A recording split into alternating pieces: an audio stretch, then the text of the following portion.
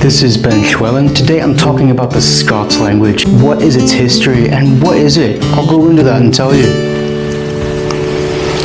Hey, hitting the subscribe button and that like button really helps the algorithm to support the channel, so please do that. Before I go further, just a disclaimer for you. I am not going to try and imitate the Scots accent because I would just look stupid. This is a two-part video. If you didn't get the first one, I'll put that here for you.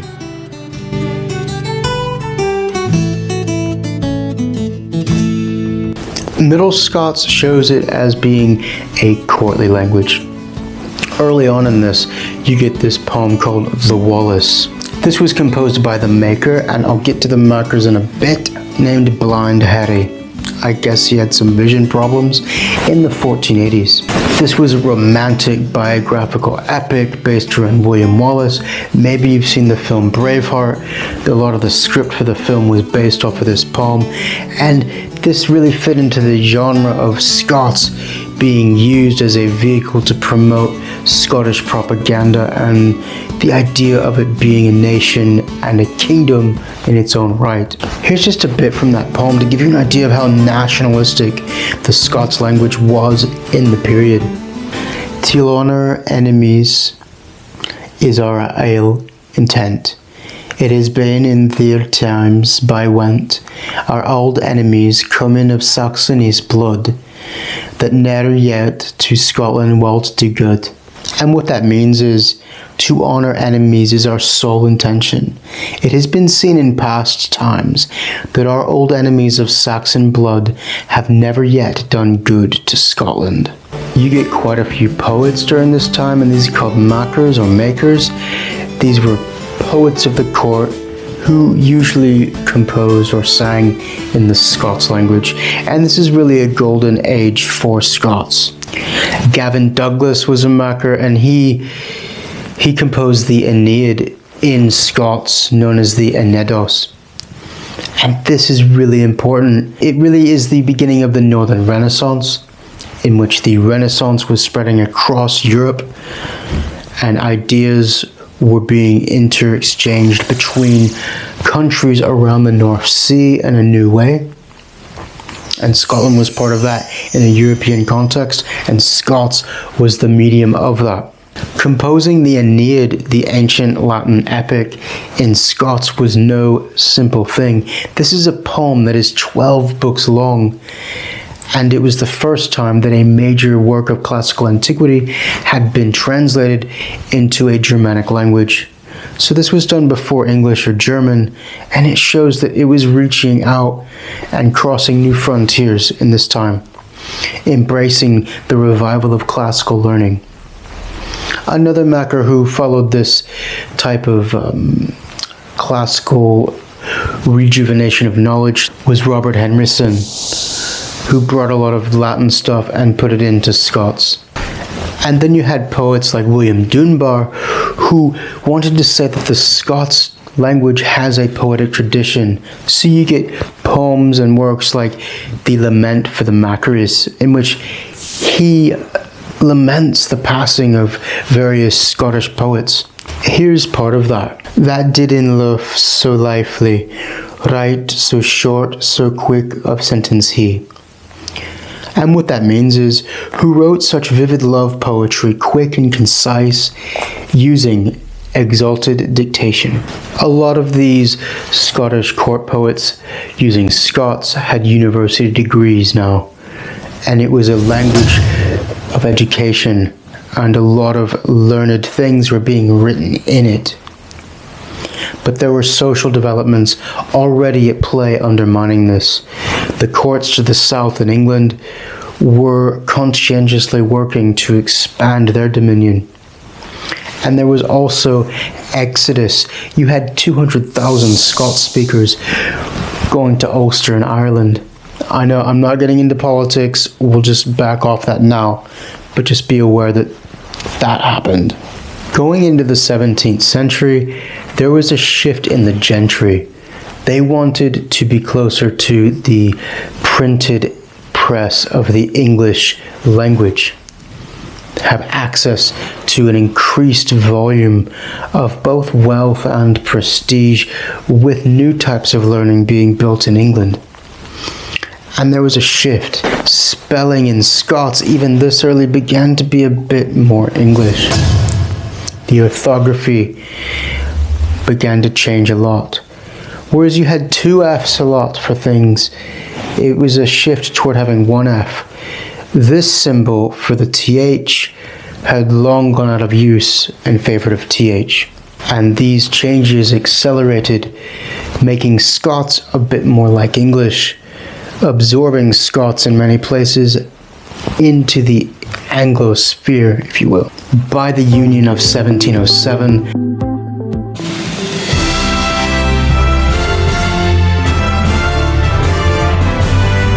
Scots was seen as a vernacular language more and more, whilst English was being used more and more as a literary language.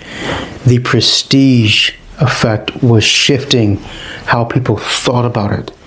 But the Union of 1707 had a deep undermining effect upon Scots, which lasts to this day. The shift of the courts having gone since to London meant that people who wanted to aspire to the gentry were looking towards England. And that meant looking toward the English language and away from Scots.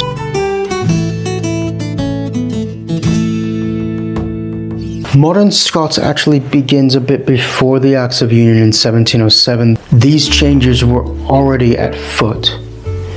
But 1707, the merging of these two kingdoms, accelerated it, and it undermined Scottish culture to a deep extent that we're only fully understanding today. For these gentry that came back to Scotland, Scots was seen as provincial and rustic by polite society, even rude and vulgar to speak, looked down upon. It was a condescended language.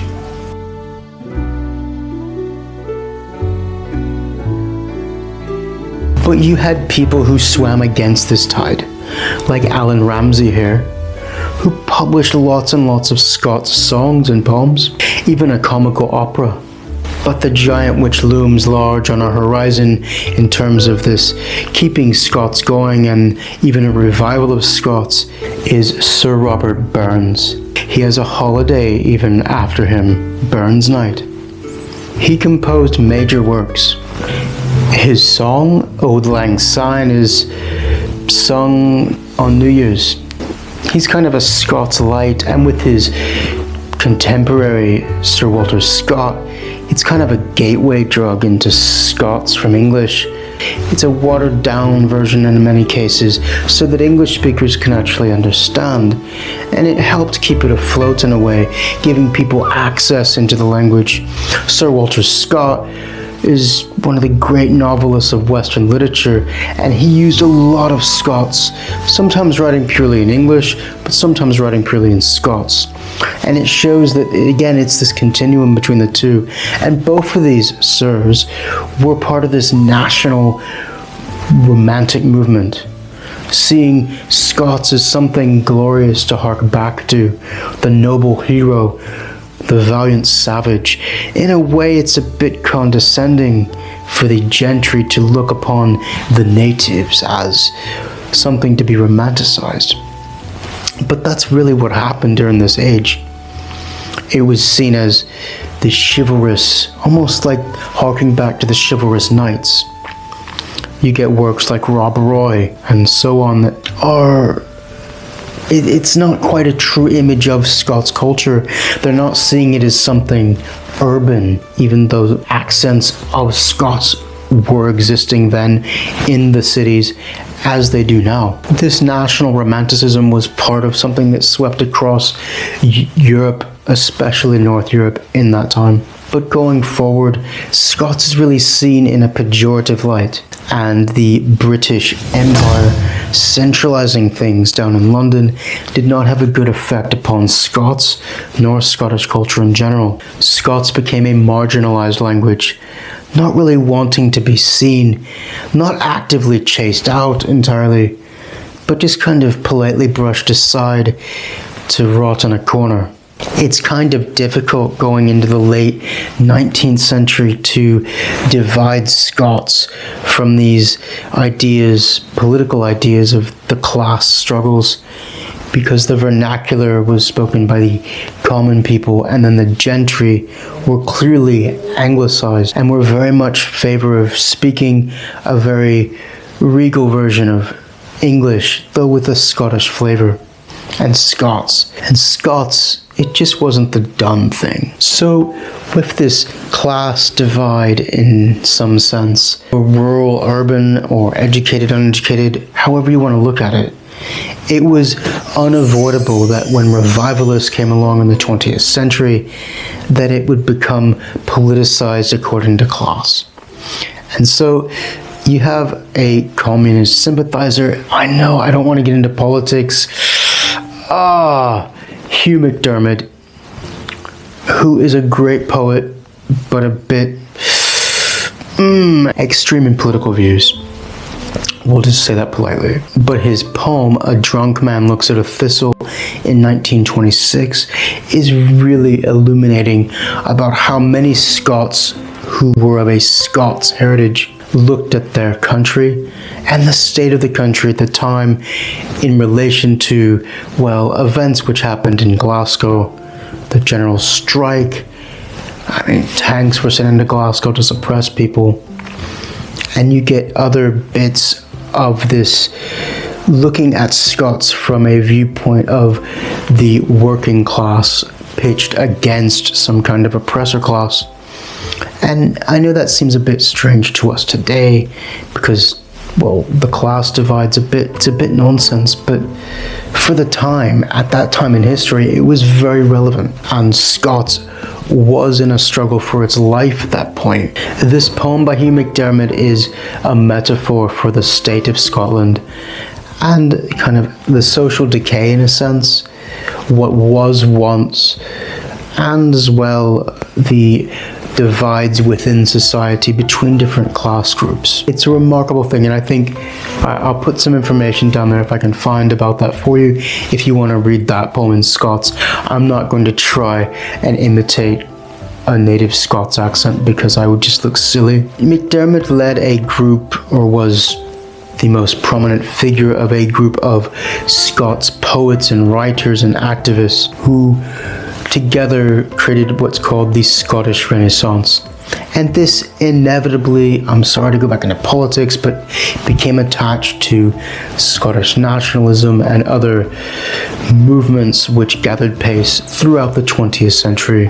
And it's good in a way because it's kept some kind of flame of the Scots language going. But by the end of the 20th century, the Scots language, especially in the lowlands of Scotland, is in the late stages of language death, whereas bits of slang in English, which are from Scots, are even looked down upon by many Scots themselves. Now, there's more Scots spoken in the north, but without much of an economy to support an active linguistic community, that is under threat as well.